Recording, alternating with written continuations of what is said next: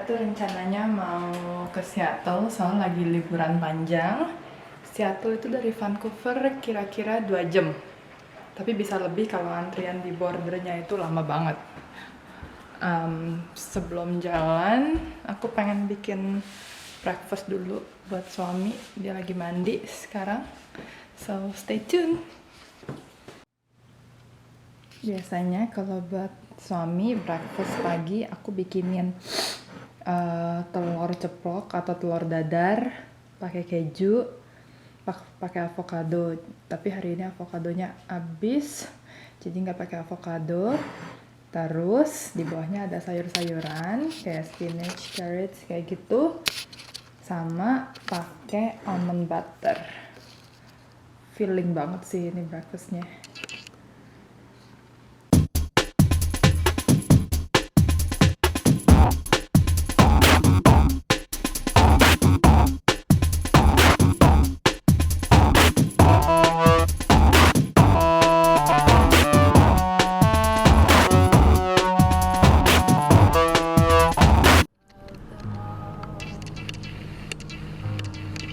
Ada gelap ya karena ini.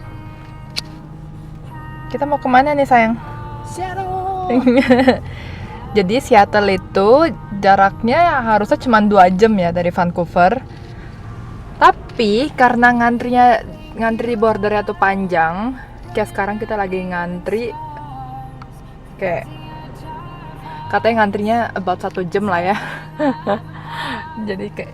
Jadinya mungkin nyampe Seattle bisa jam 12-an. No, not even jam 1-an. Seharusnya bisa lebih cepet sih kalau kita punya Nexus Nexus membership kali ya atau apa gitu. Bayarnya berapa ya itu ya? Kayak $50 deh. Setahun ya? Murah itu. Kalau kita plan Kalau untuk kita ke Seattle plan sering sih, it's a good thing to have sih. Tapi kita jarang juga ya ke Seattle ya. Ini mumpung lagi liburan panjang aja sih. Aku pengen ke Target. Soalnya di sini Targetnya udah tutup, nggak laku. Padahal Target gitu bajunya lucu-lucu. Dan si suami ini mau beli apa? Apa yang lihat suplemen, soalnya ada suplemennya yang cuma dijual di US doang, nggak dijual di Kanada. Oh, jadi belinya yang banyak lah ya. Jadi kita nggak bolak-balik begini ya. Nggak beli online aja? Lama nunggunya. Lagian kan kita sambil jalan-jalan. Ya sih, kebetulan aja lagi long weekend ya. Tapi ini ngantrinya menyedihkan sekali. Biasanya tuh kalau nggak mau, Katanya kan Groupon sama kalau nggak salah tuh Zynga atau apa gitu nama company satu lagi, katanya Groupon ini susah untuk sekarang Groupon susah untuk nyari investor gitu loh. Karena kenapa? Karena Groupon itu tuh growth-nya itu tuh ini banget gitu, exponential banget in the beginning gitu loh. Nah ternyata one of the most difficulties yang ada dari Groupon ini, ada Groupon company itu, ternyata it's difficult untuk ngebikin untuk nge-influence customers mereka itu tuh untuk balik lagi gitu loh. Jadi let's say store ini kan ngasih Groupon gitu loh this year gitu loh. Nah terus untuk store ini itu untuk balik lagi untuk ngasih Groupon lagi itu susah gitu loh. kenapa begitu? Karena company ternyata apparently company nggak punya high incentive untuk balik lagi ke Groupon gitu loh, untuk nge-create Groupon terus gitu loh. Karena mereka nggak dapat untung. Ya kan mungkin kan setiap company kan punya semacam planning sendiri untuk kapan mereka mau ngasih diskon kan gitu. Itu Groupon kan diskon kan ya. Kalau mereka ngasih diskon terus berarti ya bisnisnya nggak laku. Ya, jadi makanya katanya itu challenge ya dari Groupon kan. Terus katanya makanya sekarang Groupon gitu tuh in general ya, Groupon is really big company kan, tapi Groupon tuh susah untuk nyari investors gitu, itu gara-gara itu gitu loh. I see. Karena dia tech company yang play short term game gitu loh. Terus mereka short game lah ibaratnya gitu. Terus mereka do anything nggak about it gitu? Terus gimana cara mereka ngefixnya gitu loh? Di buku itu tuh itu cuma one of the examples aja sih. It doesn't really talk about Groupon as much gitu, tapi itu cuma ngomongin tentang idea of short game sama long game gitu. Okay, I see. Kalau yang long game tadi apa sayang? Long game apa ya? Long game itu jadi kayak semacam kalau dari kayak semacam company gitu kan, atau startup gitu. Jadi startup itu tuh expected growth atau expected return of investment dari startup itu tuh at least 5 to 10 years gitu loh, dari startup itu tuh dimulai gitu loh ya, atau dari startup itu sendiri itu jalan gitu loh. Oke, I see. Terus Itu tuh kalau mostly itu tuh buat tech atau digital company tuh kayak gitu loh. contohnya? Contohnya Twitter, contohnya PayPal gitu kan. Kayak Twitter kan sekarang nggak tahu sih sekarang ya, tapi kayak the first few years Twitter itu tuh ada gitu. Twitter nggak generate any income gitu loh, tapi user base Twitter tuh banyak kan, kayak up to waktu buku itu ditulis tuh 250 million gitu loh. Nah terus abis itu investor decided untuk invest ke Twitter itu tuh bukan gara-gara cash flow-nya waktu itu, tapi di expected income dari return of investment dari Twitter itu, kayak evaluation-nya 5 atau 10 years from now itu tuh kayak gede lah gitu loh. Nah, berapa segala macam aku nggak tahu sih, tapi that sort of contohnya gitu loh, evaluation dari digital company itu tuh 5 or 10 years from now gitu loh. Oke, sih. Terus kayak knowing all this konsep gini nge-apply ke startup bisnis kamu gimana? Soalnya kan kamu ada plan kan untuk kayak nge-build something gitu kan? Well, menurut aku pertama mindset sih. Jadi kayak mindset in term of kayak let's say waktu pengen nge-build startup gitu, atau pengen let's say di case-nya aku waktu aku come up sama one idea gitu kan.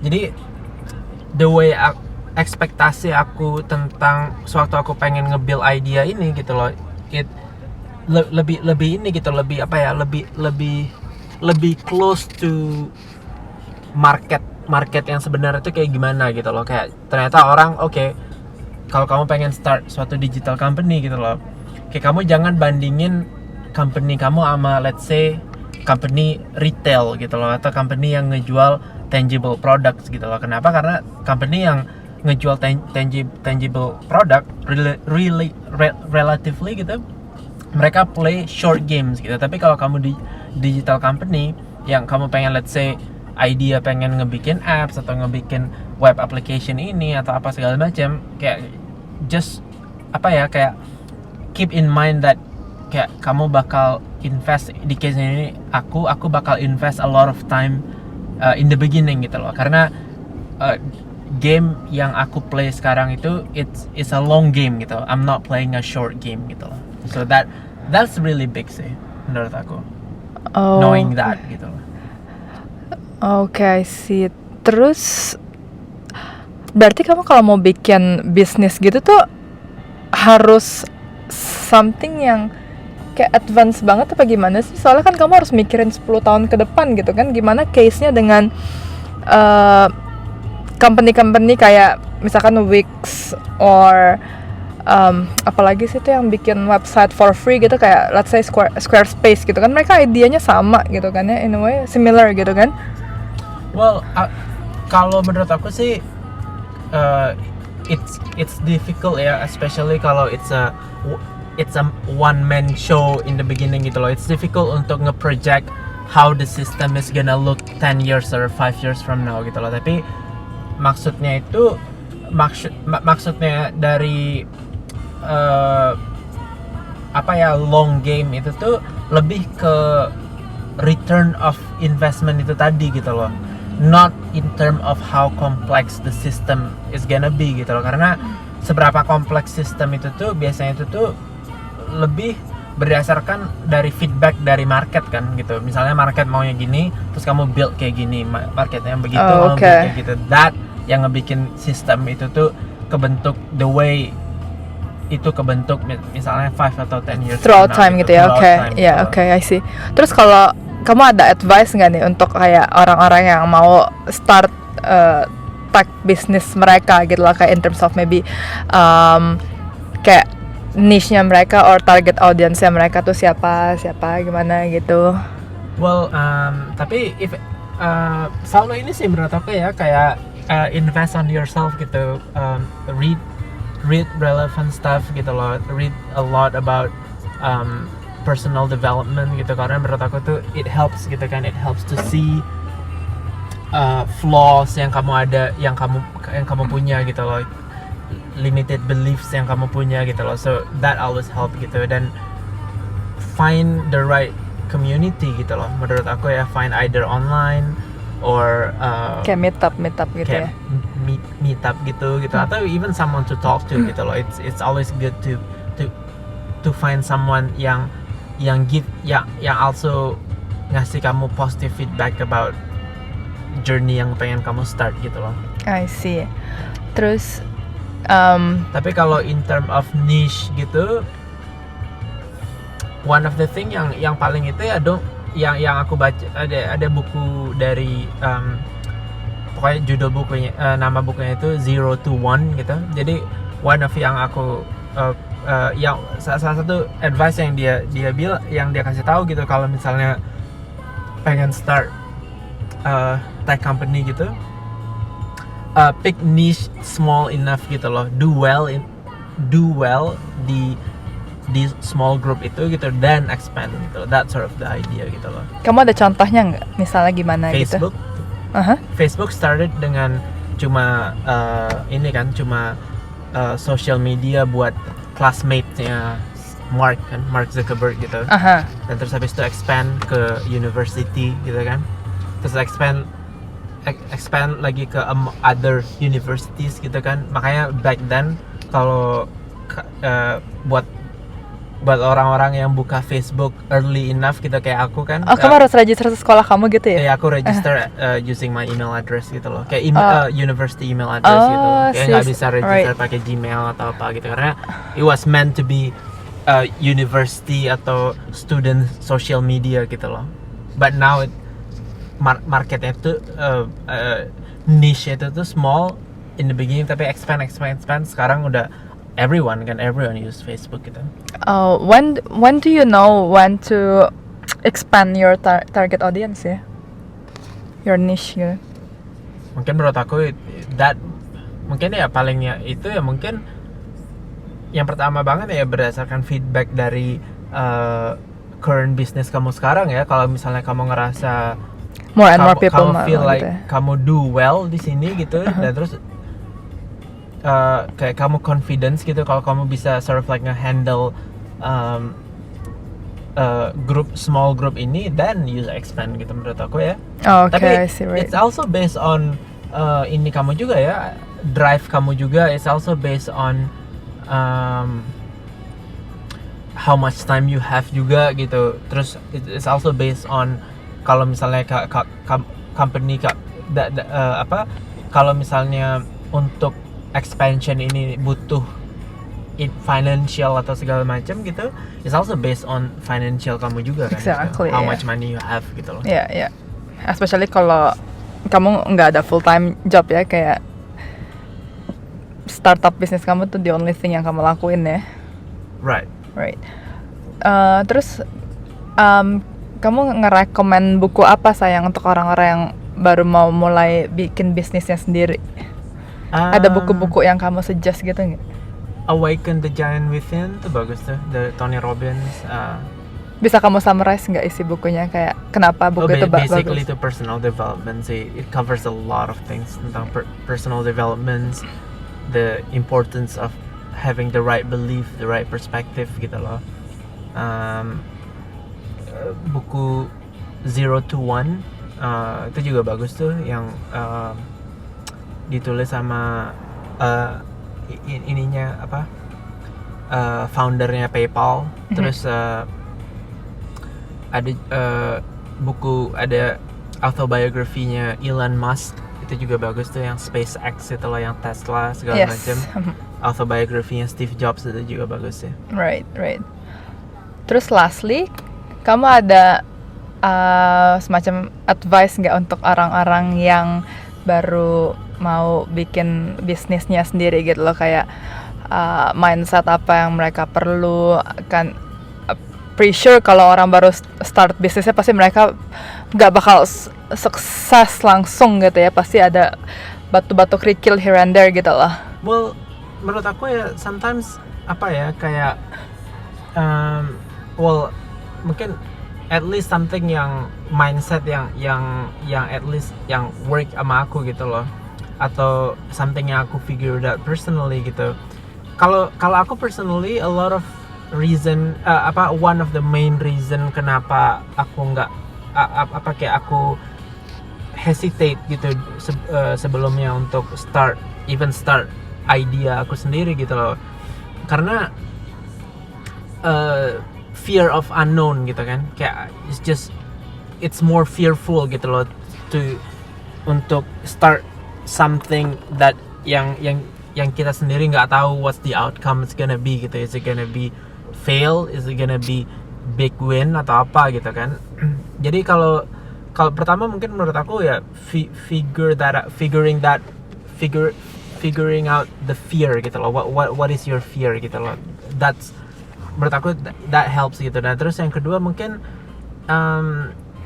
kalau buat aku personally I don't really do it for money gitu loh. I mean money is good gitu, tapi I really do it for the journey gitu loh, karena the more and more aku understand myself gitu, more and more I see kalau misalnya I have this sort of drive in me gitu loh, then and why not do something that I'm excited to do, something that I love to do gitu. That's to me that's more to that than money atau all the good stuff that people promise you they're gonna do gitu. Dan terus juga menurut aku find out your own style gitu loh. Kalau aku I feel like for me it's better for me to work on 2 or 3 ideas at the same time. I know people will say oh yeah, what about timing, what about your focus and stuff gitu. Tapi kalau buat aku I prefer that, karena that way I can build momentum gitu loh. Jadi let's say aku start project A, terus I feel like okay it's sort of stuck right now. Aku bisa move on to project B, but with the momentum that I have with project A, terus habis itu working on project B, terus come back to project A and then move to project C or things like that gitu loh. It's that is my style. I'm everyone will have their own style gitu loh. Maybe some people will prefer to have like just one thing that they do and stuff like that. It's up to you. You know, there's no right or wrong. It's more, I think, entrepreneurial journey is more like psychological journey. It is not so much about. It really does. It's really just your psychology, how you deal with your own psychology. Finally, setelah nunggu 1,5 jaman, bentar lagi kita bakal cross border buat ke Seattle. Tuh di situ tuh ada duty free store. Mereka ngejual barang-barang tax free, tapi kebanyakan yang dijual tuh kayak alkohol, kayak tas, dompet, gitu-gitu ya. Barang-barangnya sih kurang itu bagus ya kalau menurut aku ya, makanya aku jarang kesana. Cuman advantage-nya itu aja, nggak ada tax-nya gitu. Antrian, aduh masih panjang, ya lumayan lah. Tuh di situ tuh nanti tuh apanya tuh namanya, ngecek paspor segala macem. Tapi kayaknya kita nggak bisa langsung nge-cross, karena kalau aku sih fine ya, soalnya kan paspor aku udah Canadian punya, tapi sang suami masih punya paspor Indo, jadi harus bikin visa dulu ya di border itu. Jadi kita bakal turun bentar, pretty sure antrian di dalamnya bakal panjang lagi ya. Jadi kalau ke Seattle gini sih menguji. Oke, jadi kita baru lewat border finally setelah close to 3 jam ngantri, lulus juga. Terus buat nyampe ke downtown Seattle itu another 2 hours ya. Jadi mau bobo sih, ngantuk.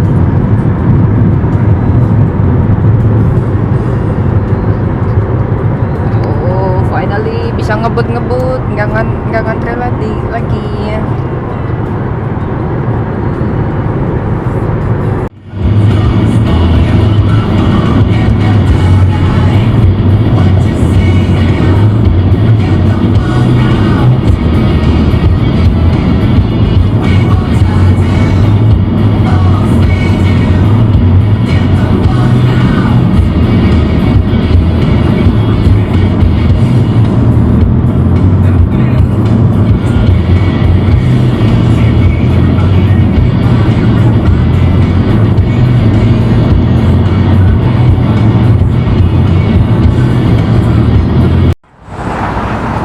Kita udah nyampe di public marketnya Seattle. Aku lupa deh namanya apa sih itu tulisannya. Jadi di sini orang bisa beli. Ini kayak pasar aja sebenarnya ya. Iya. Ada ikan, jualan ikan, daging, ada kerajinan tangan juga.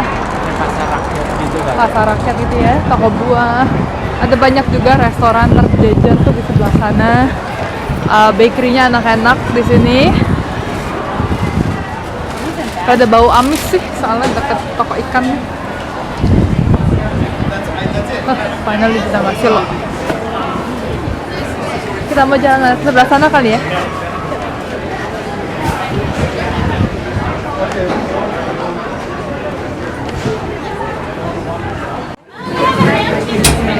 Finally nyampe juga di dalam Piroshki.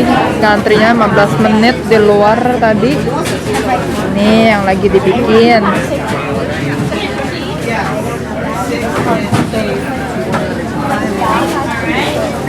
Satunya $5, $6 mahal juga ya.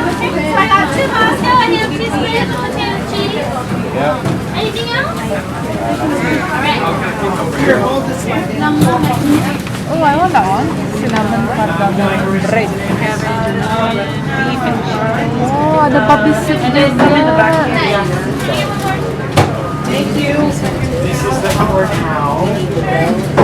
Aku order dulu deh.